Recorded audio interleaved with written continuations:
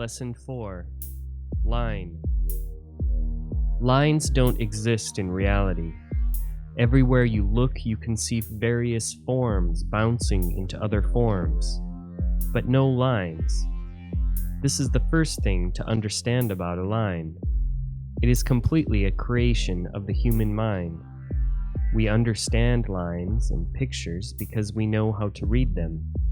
When a line is drawn on a piece of paper, its intention is to depict the three-dimensional world on a two-dimensional surface. You are the magician deciphering what you see in reality, and you are transforming it onto a two-dimensional surface by using lines. In the following drawing assignments, you are going to be exploring contour lines. That means no shading. You are going to be focusing only on the edges of forms and shadows. It is on these edges where your line will wander.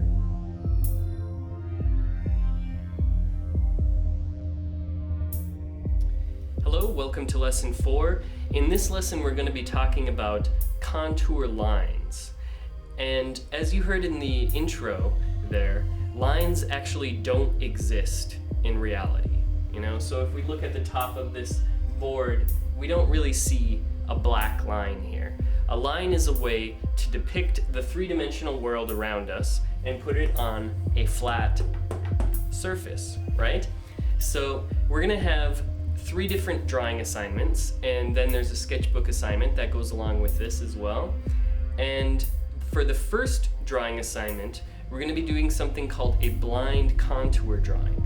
And what a blind contour drawing is a drawing where we don't look at the page. We're only going to be focusing on the object that we're going to be drawing. In this case, the object we're going to be drawing is our hand.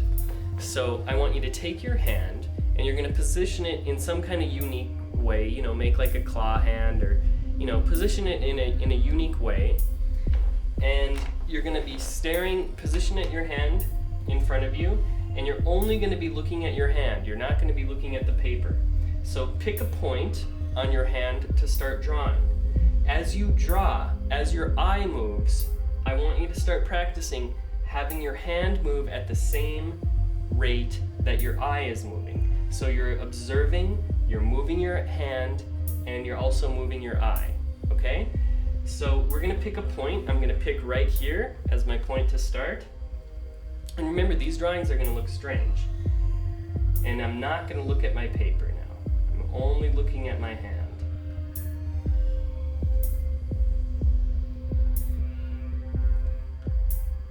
And one important thing to remember is I'm moving my eye. You can even imagine that the pen is just slowly working down the contours of your hand. And there we have a thumb, right? So what you're training here is to move your eye and move your pen at the same rate. Okay, for the second drawing, I want you to position your hand again. And this time, you can look at your paper occasionally. So 50% of the time, look at your paper, and 50% only at your hand. So we're really trying to train our eye to start observing things correctly, right? And then for the third drawing, you can draw however you wish. You can look at the paper, as much as you wish, and you can look at your hand as much as you wish. So you have 3 different hand drawings for this lesson. And then at the end of the lesson, there is a Mucha copy. And the reason why I chose Mucha to copy is that he has a very, very beautiful line quality to his drawings, and you're going to be copying the Mucha drawing for the extra credit or the sketchbook part of this assignment. And yeah, that's it. Start drawing your hand.